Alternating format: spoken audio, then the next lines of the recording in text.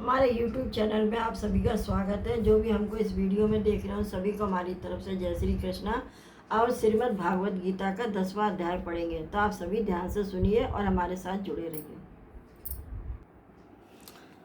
10वां अध्याय। श्री कृष्ण भगवान बोले, हे महाबाहो अर्जुन, तू मेरा परम वचन सुन। यह तेरे लिए मैं इसलिए कह रहा हूँ कि मुझे तुझसे प्रीत है, अतः मैं चाहता हूँ कि तेरा कल्याण हो। हे अर्जुन, मेरी प्रभुता, प्रभाव और प्रताप को तू भली भांति जानता है। जिसको तू जानता है उसे ब्रह्मा, महादेव और असंख्य मुनिजन भी नहीं जानते, क्योंकि सभी देवताओं का आदि मैं हूँ। यह सभी देवता मुझसे ही उपजे हैं और मेरे ही रूप है। यह बात सत्य है कि उपजने वाला उपजाने वाले यह बात नहीं जानता। इसका कारण सुन। जैसे माली बाग में वृक्ष लगाता है, वृक्ष माली का कर्म क्या जाने, ऐसे ही जो ऋषि मुनि देवता है वे मेरे प्रताप को नहीं जानते। मेरे जिस प्रताप को देवता और ऋषि मुनि भी नहीं जानते, वह मैं तेरे लिए कहता हूँ। मैं जन्म मरण से रहित हूँ, अनादि हूँ, मेरा कोई आदि नहीं है, मैं सबका अनादि हूँ। जो पुरुष मुझको जानते हैं उन्हें क्या फल मिलता है, यह सुन। हे अर्जुन, वह ज्ञानी सब पापों से मुक्त हो जाता है। और सुन, बुद्धि, ज्ञान, निर्मोह, क्षमा, सत्य बोलना, इंद्रियों को जीतना, दुख सुख में एक सा रहना, निर्भय होना, दया, समता में संतुष्ट होना, तपस्या, दान, यश, अपयश, ये सभी लक्षण मनुष्य में पाए जाते हैं। हे अर्जुन, मैं इनसे न्यारा हूँ और जिस प्रकार सबकी उत्पत्ति करता हूँ, यह सुन।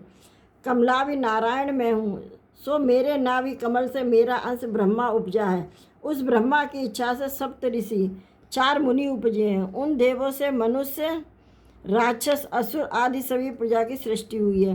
हे अर्जुन, मेरे द्वारा उत्पन्न इस संसार का आदि कर्ता मुझको जानने से निश्चल योग प्राप्त होता है, इसमें कोई संशय नहीं है। यह जानकर कि मैं सबकी उत्पत्ति का कारण हूँ, मुझसे ही सबकी प्रवृत्ति हुई है। विवेकी प्राणी मेरी उपासना करते हैं, जो मुझ में अपने चित्त और प्राणों को लगाकर एक दूसरे को समझाते हुए भजन करते हैं और सदा सुखी और संतुष्ट रहते हैं। चित्त को सावधान करके प्रीत पूर्वक भजन करने वाले को मैं ऐसा बुद्धि योग देता हूँ जिससे वे मुझे प्राप्त कर लेते हैं। उन पर अनुग्रह करके मैं उनकी बुद्धि में स्थित हो दे दिव्यमान ज्ञान से अज्ञान मूलक अंधकार का नाश करता हूँ। अर्जुन ने कहा, हे श्री कृष्ण भगवान जी, आप परम ब्रह्म हो, अर्थात सबसे परे हो। प्रभु जी, आप परम धाम हो। परम धाम क्या है, धाम क्या है? घर का, अर्थात आपका घर वैकुंठ धाम सबसे परे है। और धाम नाम तेज का भी है। आप पवित्र हो, क्योंकि आपके चरणों से गंगा प्रकट होती है जो सबको पवित्र करती है। आप ऐसे परम पवित्र हैं, सर्वव्यापी हैं, पुरातन हैं। आप पूर्वजों से भी पूर्व हो, दिव्य हो, किसी ने आपको उत्पन्न नहीं किया, आपने ही सबको उत्पन्न किया। प्रभु जी, सभी ऋषि मुनि आपकी इस महिमा का बखान करते हैं। प्रभु जी, आप अपनी सुख कीर्ति को सब प्रकार से जानते हैं। आप मुझे अपना सभी प्रताप कह सुनाएं, बाकी कुछ ना रखें। अपनी आत्मा को दिव्य भूति कह सुनाए, जिस विभूति से विस्तार पूर्वक व्यापक होकर विराज रहे हो। हे प्रभु जी, किस किस भाव से आपका चिंतन करें। समस्त ब्रह्मांड में स्थावर जंगम भूत प्राणी विचरते हैं, खेलते हैं। आपकी सारी लीला को देखकर मैं आपका सुमिरन करता हूँ। प्रभु जी, आपके कमल मुख से आपकी अमृत रूप महिमा सुनकर मुझे शांति मिलती है, अतः मुझे अपनी महिमा दिखाएं। हे केशव, महान भाव से जो आपकी महिमा गाते हैं उसका श्रवण मुझे भी कराएं। हे भगवान, जिसकी जितनी बुद्धि है वह उतना ही कहता है, मगर आपकी महिमा, मर्यादा, प्रभुता निराली है, इसे तो देवता भी पूरी तरह समझने में असमर्थ हैं। हे पुरुषोत्तम जी, आपने अपने आप को और अपनी मर्यादा को आप स्वयं ही जानते हैं। अतः आप कैसे हैं? आप सर्वभूतों के उत्पत्ति करता हो, सबके ठाकुर और देव हो, सारे संसार के प्रभु हो।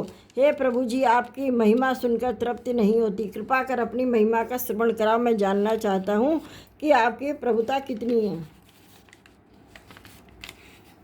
अर्जुन की प्रार्थना सुनकर श्री कृष्ण भगवान बोले, हे अर्जुन, मेरा विस्तार तो अनंत है, तब भी मुख्य विभूतियों को मैं तुम्हें सुनाता हूँ। हे गुण के, समस्त भूतों के अंतःकरण में रहने वाली आत्मा मैं ही हूँ।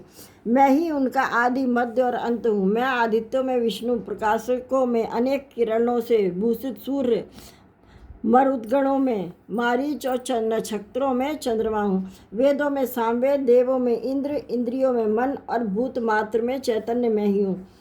रुद्रों में शिव, यक्ष तथा राक्षसों में कुबेर, अष्टवसुओं में अग्नि और पर्वतों में सुमेर में ही हूँ। हे पार्थ, पुरोहितों में बृहस्पति, सेनापतियों में स्कंद और जलाशयों में समुद्र में ही हूँ। मैं महर्षियों में भृगु हूँ, शब्दों में एकाक्षर ओमकार, यज्ञों में तप और स्थावरों में कब हिमालय में ही हूँ। वृक्षों में पीपल, देव ऋषियों में नारद, गंधर्वों में चित्ररथ, सिद्धों में कपिल मुनि, वेदों में अमृत सोत्पन्न उच्च श्रवा, गजेंद्रों में ऐरावत और मनुष्यों में राजा मैं ही हूँ। शस्त्रों में वज्र, गौ में कामधेनु, प्रजा की उत्पत्ति करने वालों में कामदेव और सर्पों में वासुकी मैं ही हूँ। मैं नागों में शेषनाग, जलचरों में वरुण और पितरों में अयरमा और शासन करने वालों में यमराज मैं ही हूँ।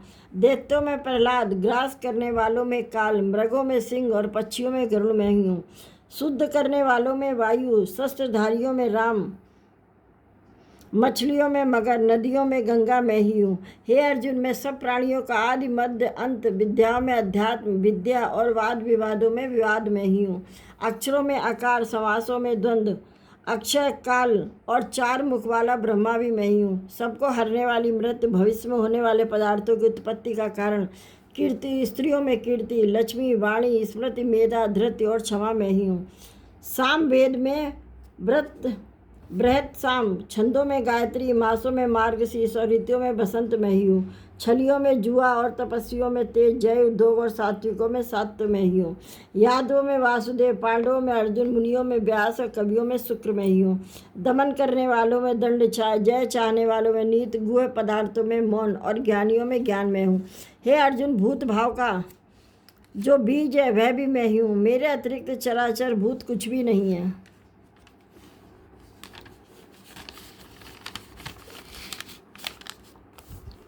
हे परंतप, मेरी दिव्य विभूतियों का अंत नहीं है। यह विभूतियों का विस्तार मैंने संक्षेप में कहा है। जो भी विभूतिवंत है, शोभावंत और प्रतापवान जीव है, उन सबका तेज मेरे तेज से ही उपजा जान। हे अर्जुन, यह थोड़ा सा ज्ञान है और जानना क्या चीज़ है। यह तो एक ब्रह्मांड की विभूति कही है, सबका बखान नहीं किया जा सकता, क्योंकि ऐसे असंख्य ब्रह्मांड है जो नाना प्रकार की विभूतियों से भरे हुए हैं। नाना प्रकार की विभूतियों से भरे हुए मेरे से ही इस प्रकार निकले हैं, जैसे समुद्र से जल की एक बूंद एक रेत के दाने पर पड़े तो उसी दाने को भिगोए और पीछे समुद्र भरा पूरा रहे। इसी प्रकार अनेक ब्रह्मांड मुझ में हैं से निकले हैं, मैं फिर भी पूर्ण हूँ। यह तो विभूति कही है। अब हे अर्जुन, यह जो मैं तेरे रथ पर विराजमान हूँ उसकी महिमा सुन। मेरा आदि मध्य और अंत नहीं है। पूर्व ब्रह्मा, परम धाम पुरुष, मैं तेरे रथ पर विराजमान हूँ। इति श्रीमद्भगवद गीता सूपनिषदसु ब्रह्म विद्यायाम योग शास्त्रे श्री कृष्णार्जुन संवादे विभूति योगो नाम 10वां अध्याय।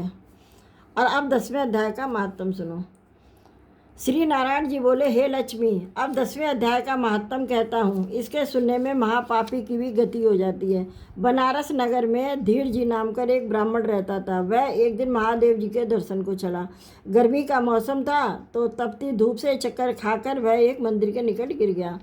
उधर से शिव जी का एक गण निकला तो उसने महादेव जी के पास जाकर बताया कि हे महादेव जी, आपके एक सेवक जो आपके दर्शनों को आ रहा था वह एक मंदिर के निकट मूर्छित होकर गिर पड़ा है।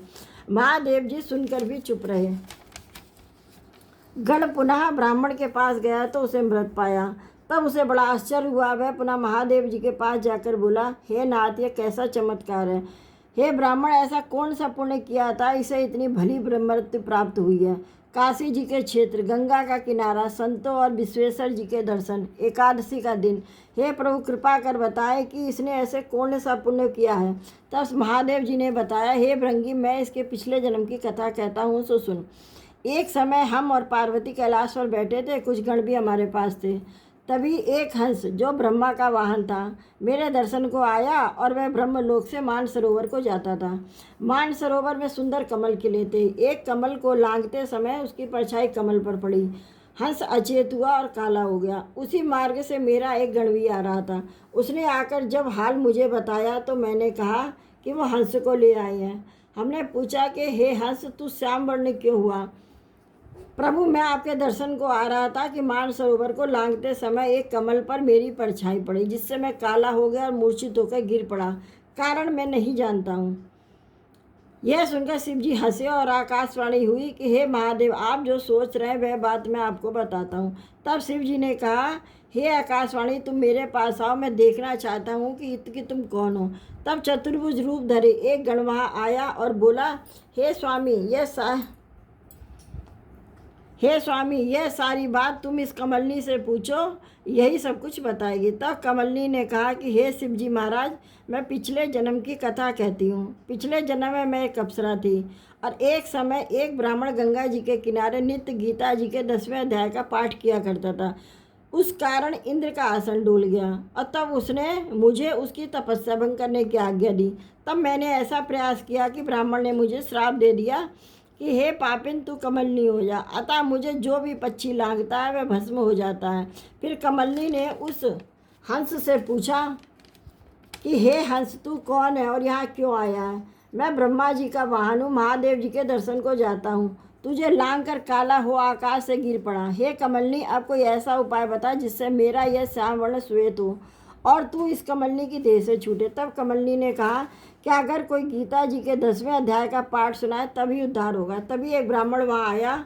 उसने सरोवर में स्नान कर शालिग्राम का पूजन किया और गीता जी के 10वें अध्याय का पाठ किया, जिसे सुनकर कमलनी का उद्धार हुआ और हंस भी श्याम से श्वेत हो गया। और फिर दोनों ने ब्राह्मण जी को हाथ जोड़कर नमस्कार किया। श्री नारायण जी बोले, हे लक्ष्मी, यह 10वें अध्याय का महात्म है जो तूने श्रवण किया है। बोलो सच्चिदानंद भगवान की जय।